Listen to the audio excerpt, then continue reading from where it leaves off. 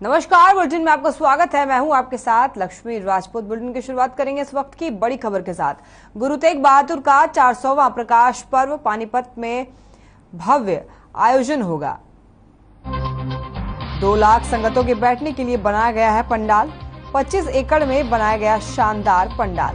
स्वर्ण मंदिर से लाया गया कार्यक्रम के लिए पवित्र जल। सीएम मनोहर लाल समेत कई कैबिनेट मंत्री रहेंगे मौजूद। नेता प्रतिपक्ष भूपेंद्र सिंह हुड्डा भी कार्यक्रम में करेंगे शिरकत। राजनीतिक दलों के नेता, संत समाज भी करेगा शिरकत। इस वक्त की बड़ी खबर आपको बता रहे हैं, गुरु तेग बहादुर का 400वां प्रकाश पर्व पानीपत में भव्य आयोजन होगा। 2 लाख संगतों के बैठने के लिए पंडाल बनाया गया है। 25 एकड़ में बनाया गया है ये शानदार पंडाल। स्वर्ण मंदिर से लाया गया कार्यक्रम के लिए पवित्र जल। सीएम मनोहर लाल समेत कई कैबिनेट मंत्री मौजूद रहेंगे। नेता प्रतिपक्ष भूपेंद्र हुड्डा भी कार्यक्रम में शिरकत करेंगे। वहीं राजनीतिक दलों के नेता, संत समाज भी शिरकत करेंगे। इस वक्त की बड़ी खबर आपको बता रहे हैं, गुरु तेग बहादुर का 400वां प्रकाश पर्व है। पानीपत में भव्य आयोजन होगा। 2 लाख संगतों के बैठने के लिए पंडाल बनाया गया है। 25 एकड़ में शानदार पंडाल बनाया गया है।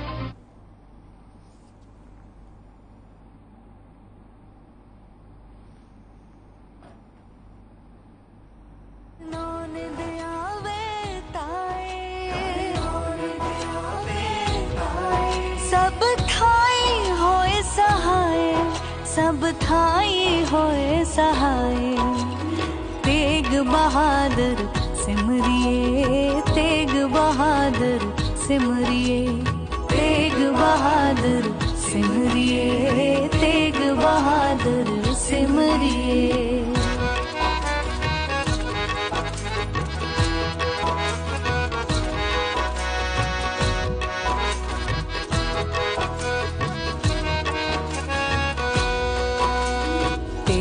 बहादुर सिमरिए, कर नौन दया बेटाए।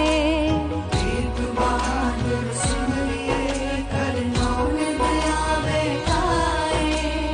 तेग बहादुर सिमरिए, तेग बहादुर सिमरिए, तेग बहादुर सिमरिए, तेग बहादुर सिमरिए। कर नौन दया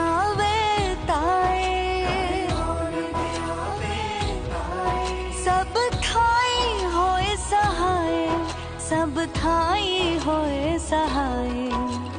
तेग बहादुर सिमरिए, तेग बहादुर सिमरिए, तेग बहादुर सिमरिए, तेग बहादुर सिमरिए।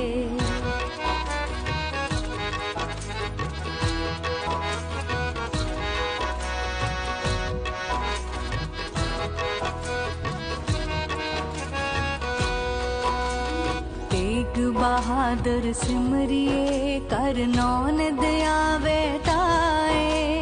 तेग बहादुर सिमरिए, कर नौन दया बेटाए। तेग बहादुर सिमरिए, तेग बहादुर सिमरिए, तेग बहादुर सिमरिए। पूर्व कैबिनेट मंत्री और तोशाम से विधायक किरण चौधरी ने एसवाईएल के मुद्दे को लेकर सरकार पर निशाना साधा। किरण चौधरी ने कहा कि प्रदेश में अब एसवाईएल का पानी आने वाला नहीं है। पानी का मुद्दा सिर्फ राजनीतिक मुद्दा रह गया है। किरण चौधरी ने कहा कि एसवाईएल को लाने की कोशिश पूर्व मुख्यमंत्री बंसीलाल ने की थी। जब नहर ही नहीं बची तो एसवाईएल कैसे आएगी। इसी के साथ कई और मुद्दों को लेकर भी सरकार को घेरा।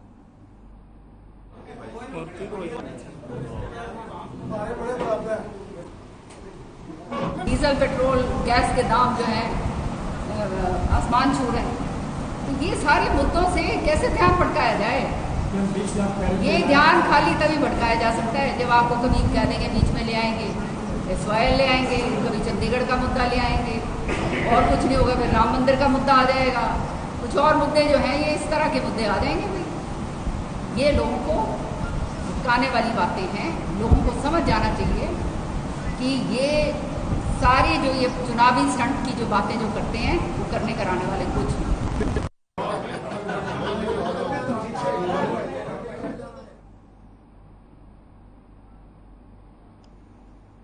धर्मनगरी कुरुक्षेत्र के लोहार माजरा स्थित सेठ नवरंग राय लोहिया जयराम शिक्षण संस्थान के चौथे दीक्षांत समारोह में शिक्षा मंत्री कौरपाल एवं श्री जयराम संस्थाओं के परमाध्यक्ष ब्रह्मस्वरूप ब्रह्मचारी ने छात्राओं को डिग्रियां वितरित की। वहीं समारोह में शिक्षा मंत्री ने कहा कि शिक्षा प्राप्त करने के साथ साथ नैतिकता का पालन करना ही सच्चा धर्म है। उन्होंने आयोजकों को भूरी प्रशंसा करते हुए कहा कि श्री जयराम शिक्षण संस्थान में भारतीय संस्कृति एवं संस्कारों के साथ संतों के आशीर्वाद से जयराम शिक्षण संस्थान में शिक्षा दी जाती है और साथ ही कहा कि बेटियों की रक्षा और सुरक्षा की उनको शिक्षित करना बहुत जरूरी है। उन्होंने बेटी बचाओ बेटी पढ़ाओ और साथ साथ बेटी बचाओ के लिए कहा है।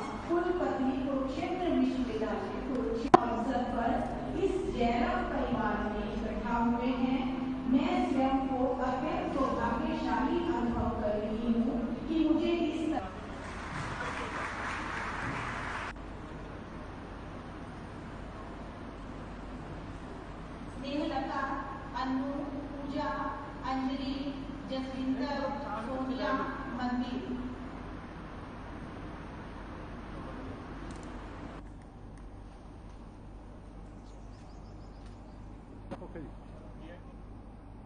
कुरुक्षेत्र में श्री कृष्ण यूनिवर्सिटी के छात्र स्टाइफंड की मांग को लेकर लगातार प्रदर्शन कर रहे हैं। छात्रों ने अब जूते पॉलिश करके अपना विरोध दर्ज कराया है, तो वहीं दूसरी तरफ मेडिकल कॉलेज के प्रिंसिपल का कहना है कि विद्यार्थियों का अभी स्ट्राइक करने का कोई भी मतलब नहीं बनता है, क्योंकि अभी तक छात्रों को 1 महीना भी पूरा नहीं हुआ है। दूसरा ये भी है कि अभी तक ऐसा कोई भी नियम लागू नहीं हुआ है जिसमें ये स्पष्ट हो जाए कि किसको कितना स्टाइपेंड देना है।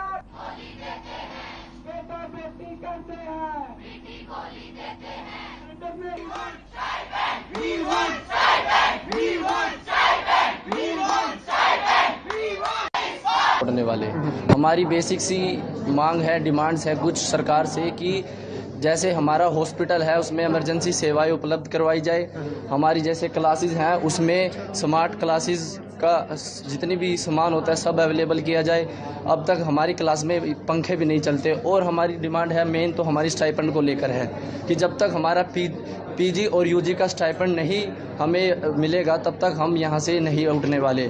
और इसके लिए हम चाहे कितना भी हमें वेट करना पड़े, कितना भी इंतजार करना पड़े, हम यहाँ पे स्ट्राइक पर बैठे रहेंगे। और हम एनएमसी में भी आदेश मेडिकल कॉलेज जो है वो यूनिवर्सिटी के अंडर आता है, पीजीआई यूनिवर्सिटी के अंडर, और उस यूनिवर्सिटी के अकॉर्डिंग हमें स्टाइपेंड मिलना चाहिए जो भी है।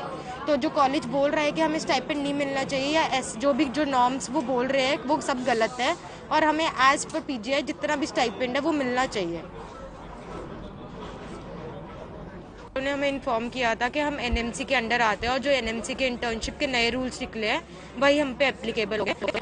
तो इनकी जो डिमांड है वो आपको उन्होंने बताई होगी, वो है कि स्टाइपेंड के लिए हमारा कहना है कि एक तो अभी इनको महीना नहीं पूरा हुआ, ठीक है, स्टाइपेंड के लिए स्ट्राइक बनती नहीं है करनी। दूसरा कोई रूल्स जो है ना वो अभी क्लियर नहीं है, जो इन पे रूल्स एमसीआई वाले लागू होने हैं। अब एनएमसी ने कोई क्लियर नहीं लिखा कि कितना देना है, किसको देना है, तो उसकी क्लैरिफिकेशन में कुछ टाइम लग सकता है, लेकिन जो रूल्स होंगे उसके अनुसार इनको स्टाइपेंड मिल जाएगा। पलवल में होडल के गांव मित्रौल में एक एकेडमी में कुश्ती खिलाड़ी और वेट लिफ्टिंग खिलाड़ी तैयारी करते हैं, लेकिन इन खिलाड़ियों को सरकार की तरफ से कोई भी सहायता या सुविधा नहीं मिल पा रही है, जिसको लेकर ये खिलाड़ी मायूस। खिलाड़ियों का कहना है कि अगर सरकार इनकी कोई सहायता करे तो वो भी प्रदेश और देश के लिए मेडल ला सकते हैं, जबकि यहाँ पर कई बार के जिला केसरी खिलाड़ी भी एकेडमी में अपनी प्रैक्टिस में लगे हुए हैं। खिलाड़ियों की सरकार से गुहार है कि उन्हें सुविधा मुहैया कराया जाए।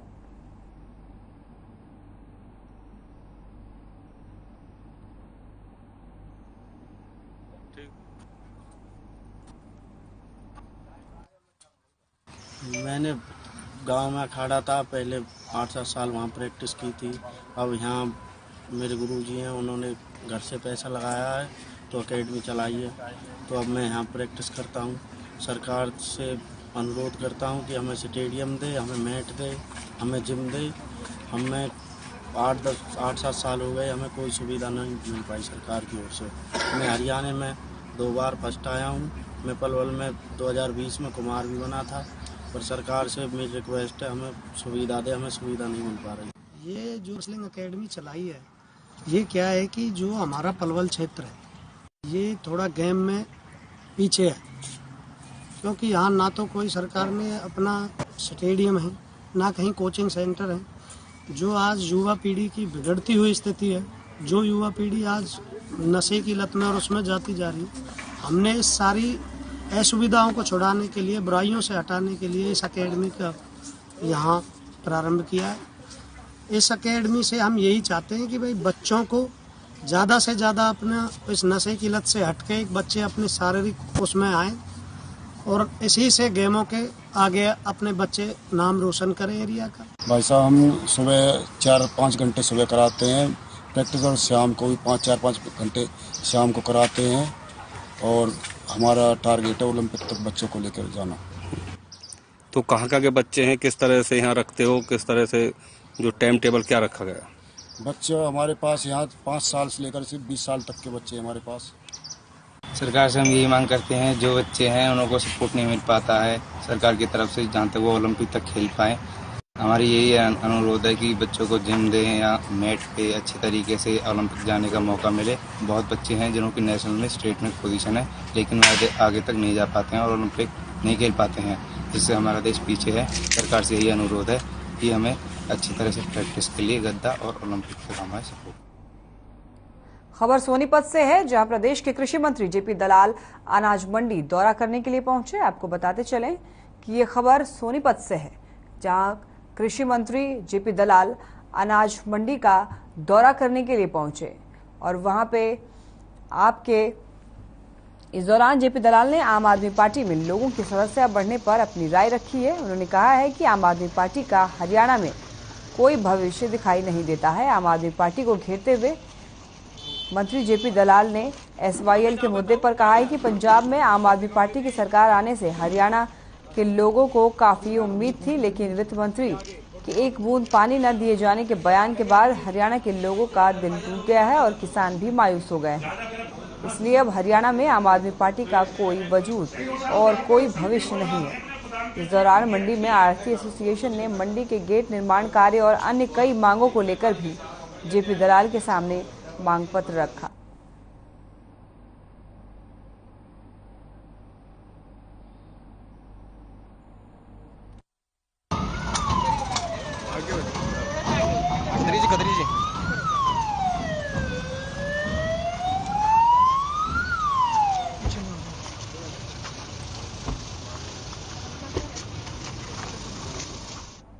आगे गुरुग्राम पुलिस को एक बार फिर बड़ी कामयाबी हाथ लगी है। आपको बता दें कि गुरुग्राम पुलिस ने ब्लाइंड मर्डर केस की गुत्थी सुलझा दी है। महेंद्र के गांव डारोद में रहने वाले सुनील की हत्या गुरुग्राम रेलवे स्टेशन पर टैक्सी चलाने वाले 2 युवकों ने की थी।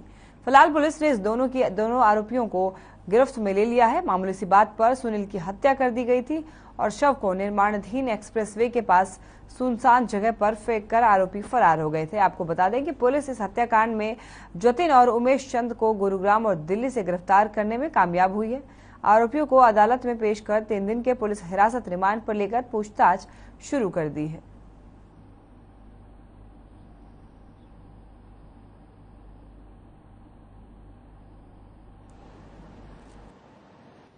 दिनांक 11 अप्रैल 2022 को ये बजेडा पुलिस स्टेशन के इलाके में द्वारका एक्सप्रेसवे के पास झाड़ियों में एक नामालूम व्यक्ति की डेड बॉडी मिली थी, जिस पे चोट के निशान थे और उसके संबंध में हमने बजेडा पुलिस स्टेशन में FIR दर्ज करके 302-201 के तहत और इन्वेस्टिगेशन शुरू की गई।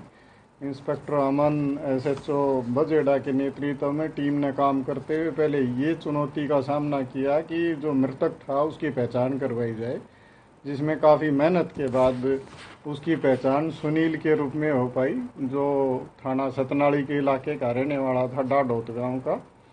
और उसकी आगे इन्वेस्टिगेशन करते हुए इसमें काफ़ी टेक्निकल मदद के साथ बजेडा पुलिस ने काम करते हुए इसमें जो 2 शामिल आरोपी थे जिन्होंने इस वारदात को अंजाम दिया, जिनके नाम जतिन और उमेश चंद हैं, जो दोनों हम भीमगढ़ खेड़ी के रहने वाले हैं।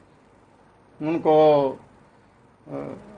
कल गिरफ्तार किया गया और आज उनको पेश अदालत किया जा रहा है, जिन्होंने बतलाया पूछताछ पे कि हमने उसकी इसलिए हत्या कर दी क्योंकि शराब पी के, और वहाँ रेलवे स्टेशन पे इनकी मुलाकात हुई थी। शराब पीने के बाद इनकी कोई आपस में बैठ के तू में हुई। सिर्फ इसी बात को लेके इन्होंने इस घटना को अंजाम दे के और डेड बॉडी को वहाँ फेंक दिया।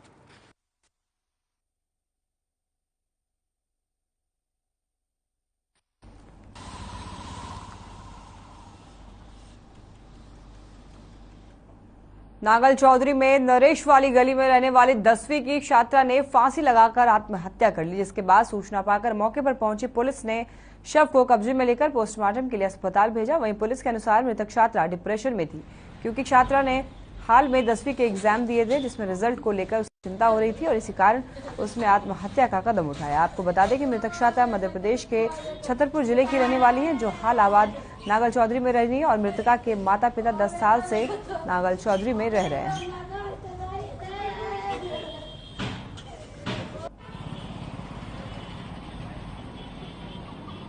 नागल चौधरी में नरेश वाली गली में रहने वाली 10वीं की छात्रा ने फांसी लगाकर आत्महत्या कर ली।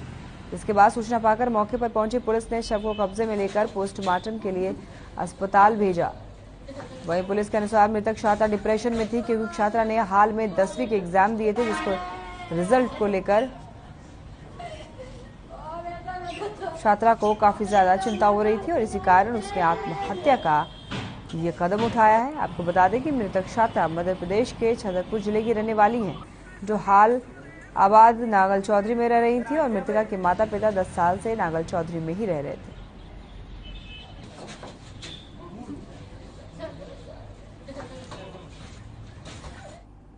मुख्यमंत्री जी, प्लीज हमें दाखिला दिलवा दो, हम पढ़ना चाहते हैं, ऐसा बैनर हाथ में लिए कुछ आर्थिक रूप से कमजोर परिवारों की छात्राएं अपने अभिभावकों के साथ डीईओ कार्यालय के बाहर धरने पर बैठी। और ये वो छात्राएं हैं जो आगे पढ़ना चाहती हैं और आगे बढ़ना चाहती हैं। देखिए इस रिपोर्ट में।